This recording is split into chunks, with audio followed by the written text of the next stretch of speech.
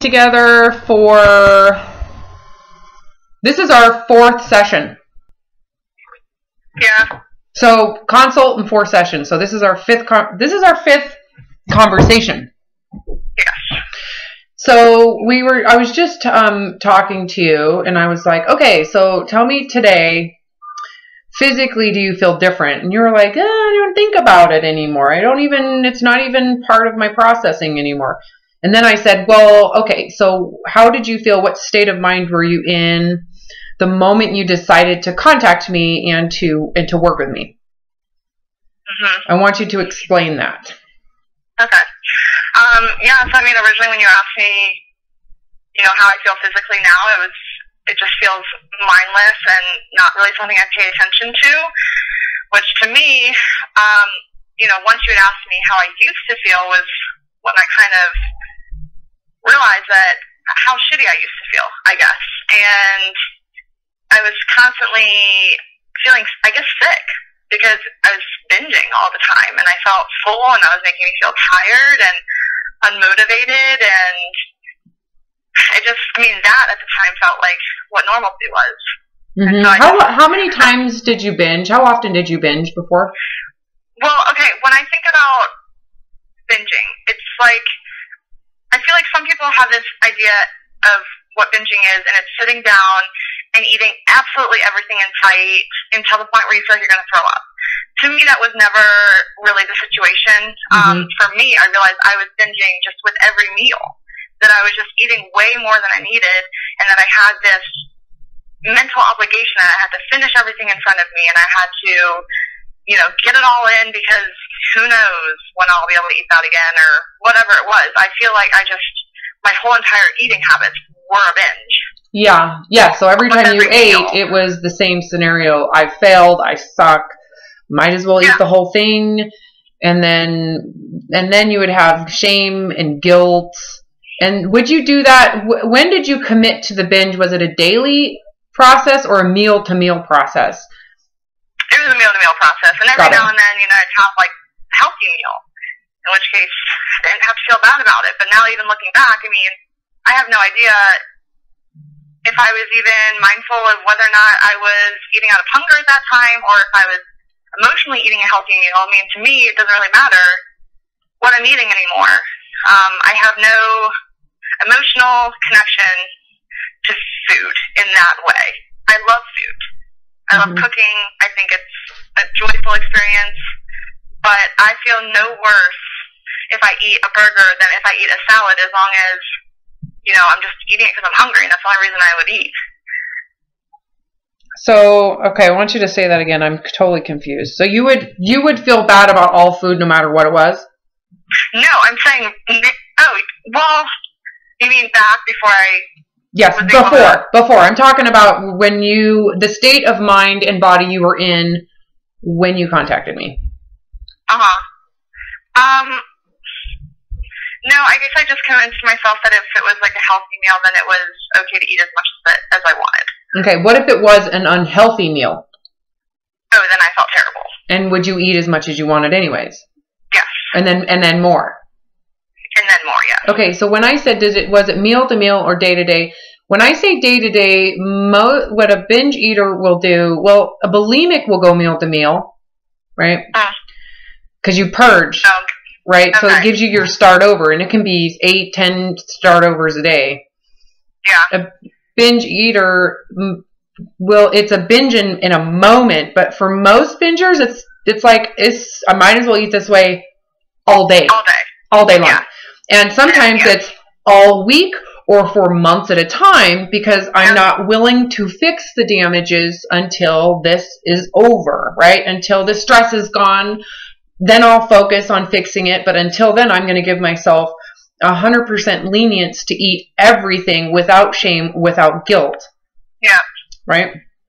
Yep. So, as the loop gets daily versus meal to meal, it's more and more insanity. Yeah. Right? So if you had one meal where you feel like you ruined it, right? Remember, ruining it has everything to do with your need to be thin and lose weight. Right? That shame and guilt had to do with I suck, can't handle deprivation, can't handle dieting. I might as well just give myself everything, right? So if you had one meal of a binge, did it carry over throughout the day? Yes. Okay, so it was like day to day. Yeah.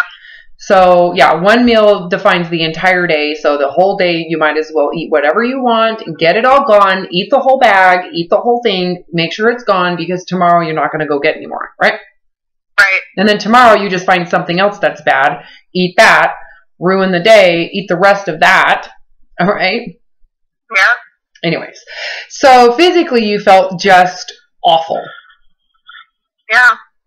Right? So when you and I talked, this recognition that this is not a food problem, tell me how significant that concept really is. The awareness that this has nothing to do with food. Right.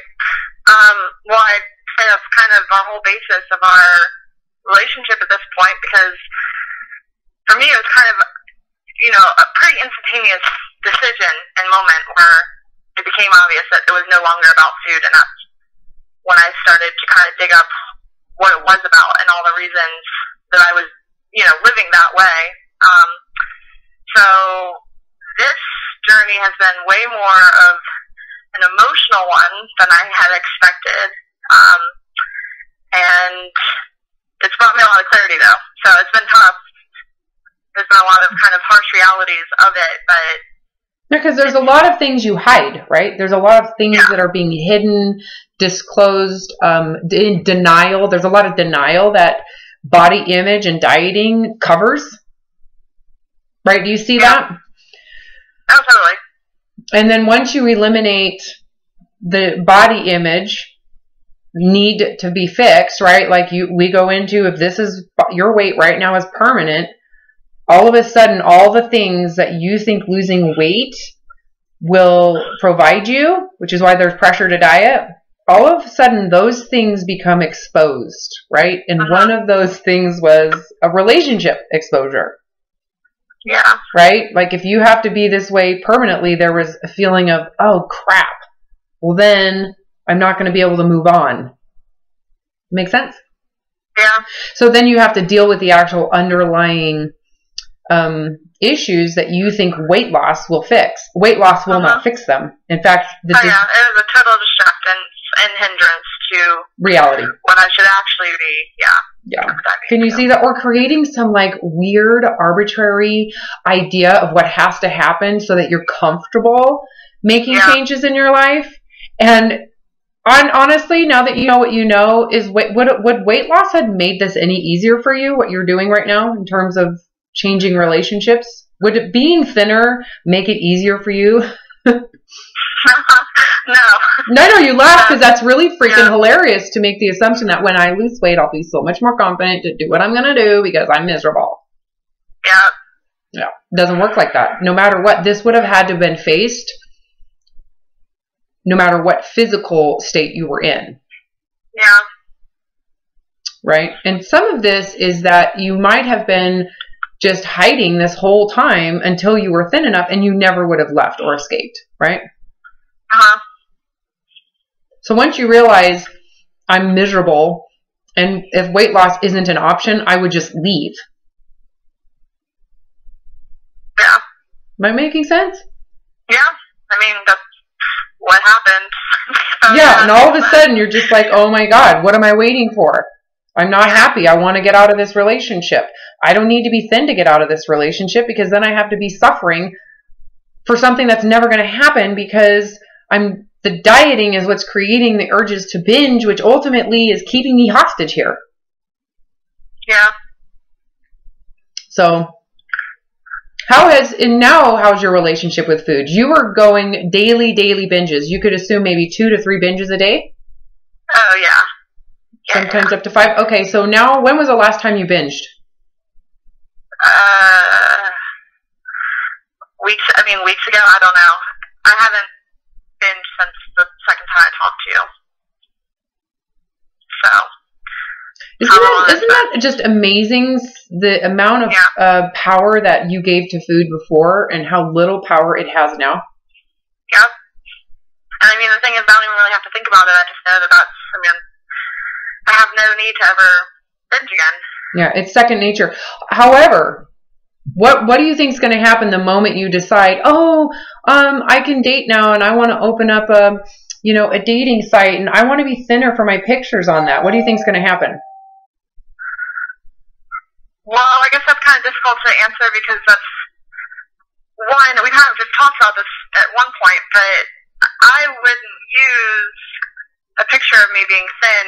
I never want to use my body as a reason to attract someone else's love. Okay, but that's okay. I get that, and clearly, I'm like, yay, you get it. But I want you to go down in your consciousness back to where you were.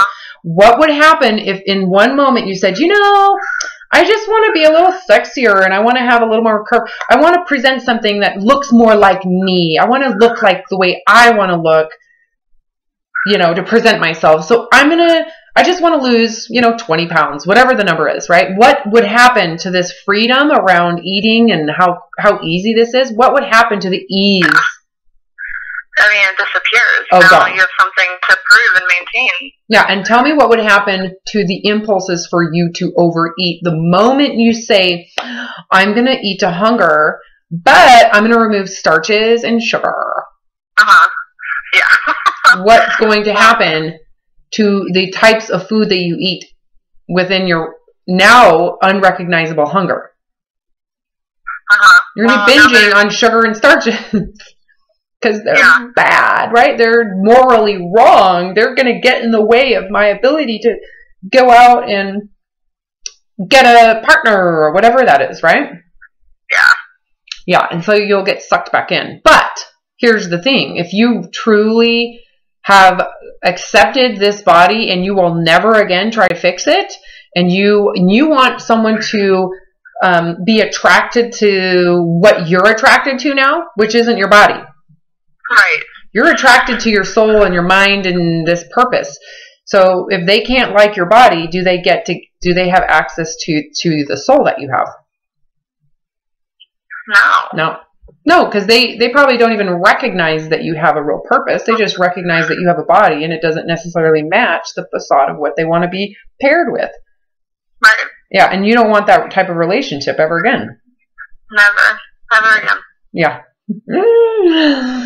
So with that said, if you can date with this body, have sexual relations with this body, get married in this body, have children in this body, be the mother of the bride in this body, go on vacations in this body, you realize you will never have such a dysfunctional relationship with food again. Yeah.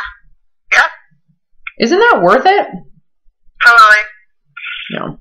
The dysfunction with the food, don't you agree that when I say you are suffering, that's the suffer? Yeah.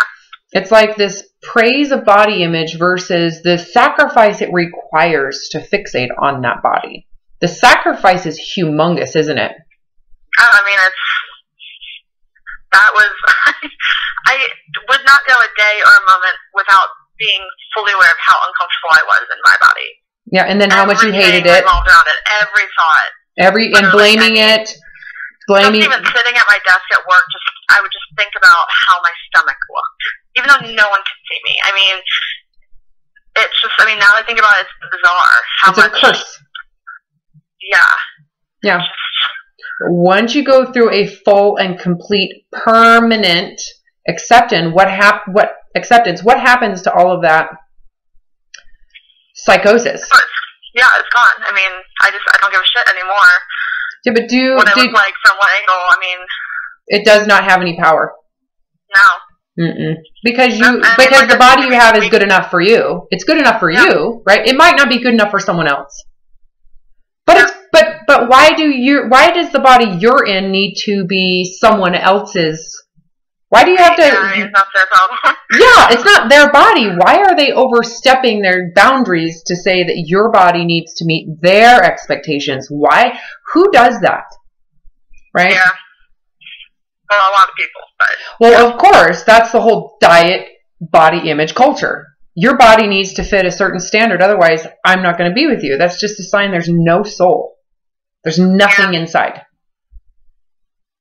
Right? Because the way you look and how your body functions is valuable to me. Right? Yeah. And if that's the way you feel, that's fine. There's always consequences to those feelings, however, right? There's limitations to that, and someone's going to have to learn that on their own. I just choose, for me, because I've been super limited by body image ideology and religion and standards, right? That all I did was suffer. So I learned that lesson and I've moved on, right? So have you. It's not worth it. There's no amount of thinness that you would be willing to go back into that suffering for, is there? No, it's not. It's a total different shift of, don't you agree the paradigm shift is freaking unbelievable? Yeah. Right? And you don't expect it. So once you fully grasp onto the permanence of obesity, right? Because that's what you had to do. This is permanent. That's hard. That's the hardest part, right? Yeah. Once you go into the permanence of that this is permanent and I will never fix this again, what's on the other side of that? Total freedom. And I mean, this is when you touched on it when you said, there's repercussions to feeling whatever you're feeling. And there are repercussions to having this freedom. But the thing is that it puts it on everyone else. So, I have to subject myself to the fact that other people are going to disapprove or judge me or, So you have to accept those consequences. Yeah. But the thing is that now they're not my consequences. They're actually someone else's problem. Yeah. You got it. That's the thing, because you accept that they're going to do that and you're not going to react for them. You don't need to react at all, actually. You don't need to defend yourself. You don't need to prove yourself. You don't need to explain yourself. I mean, there's nothing. Someone can come up to you and go, you are why this country is so bad. Aren't you afraid of diabetes? Aren't you afraid? Yeah. And you would go, no, not my problem. Thanks, though. I appreciate that you care.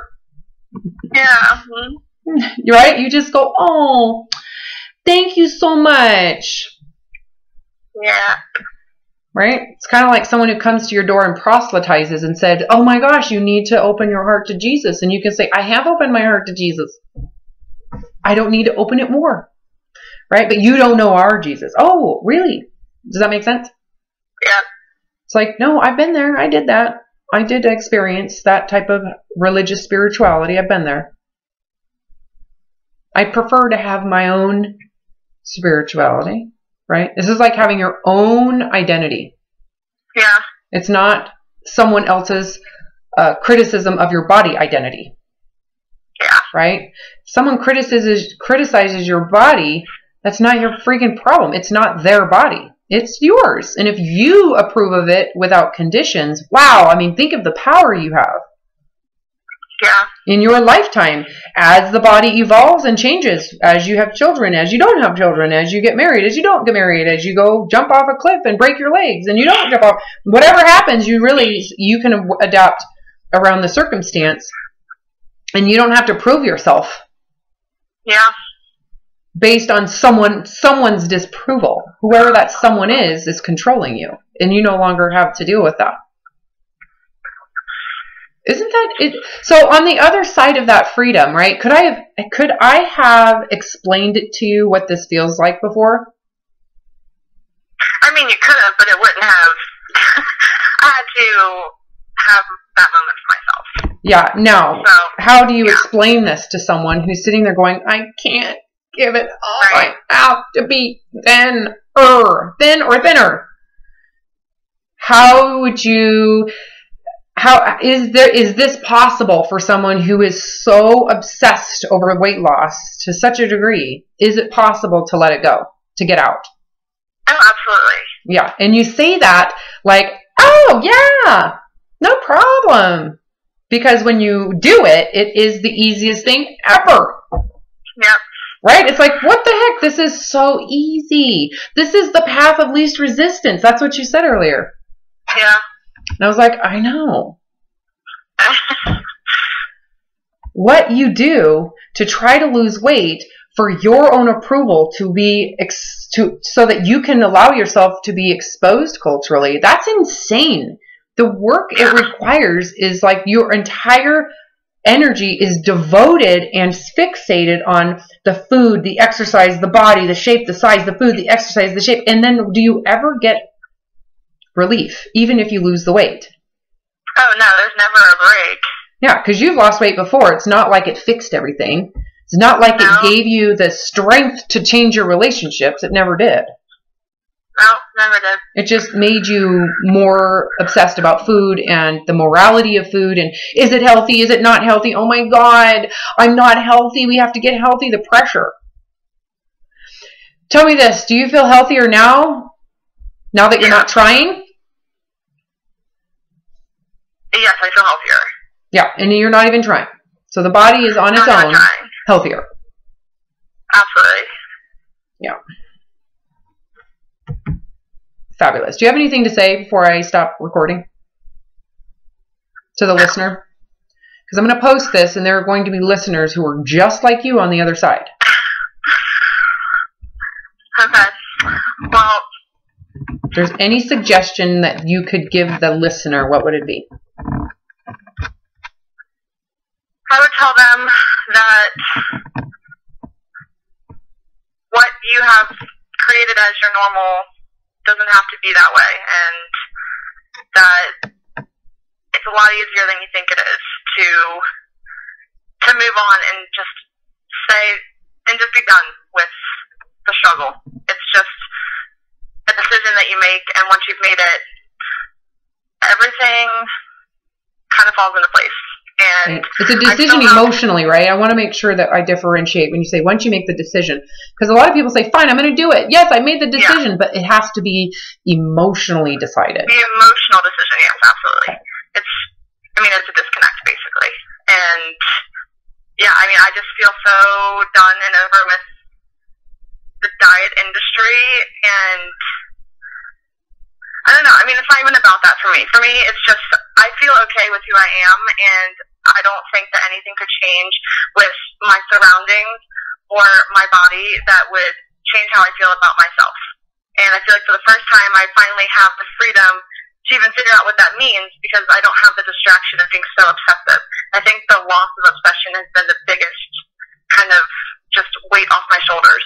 Mm-hmm. And who would have thought that would come from allowing your body to be fat permanently? Yeah, that's where the freedom is. I know. No one ever questions that. No one ever could accept that. What? No one's going to love you. You're never going to, you're right. Just think of all the baggage that holds, that you're covering. That's kind of like a cloak around the baggage, right? Let's just hide the baggage with weight loss.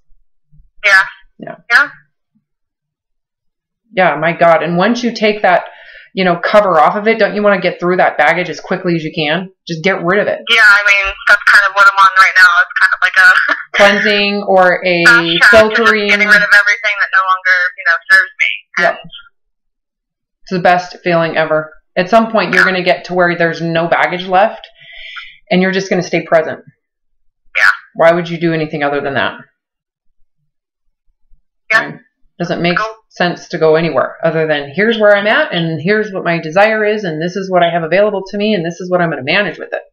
And you've learned how to process, okay, in this decision, the worst case scenario is this. I accept that to start. Right? And then I have creativity now with whatever happens. Yeah. That's a technique that you got to learn. You learned it. So, all right. I love the worst case scenario strategy. Oh, of course, because if you can accept that or have a solution for that, then where's your stress? Yeah. It's just an exposure. For you now, it's just exposure. Yeah. Being okay with the inevitable. At some point, it is going to have to happen. Right? The inevitable is going to have to happen in order for you to free yourself from this relationship that you've been maintaining in your misery. Right? Yep. All right. Thanks for sharing.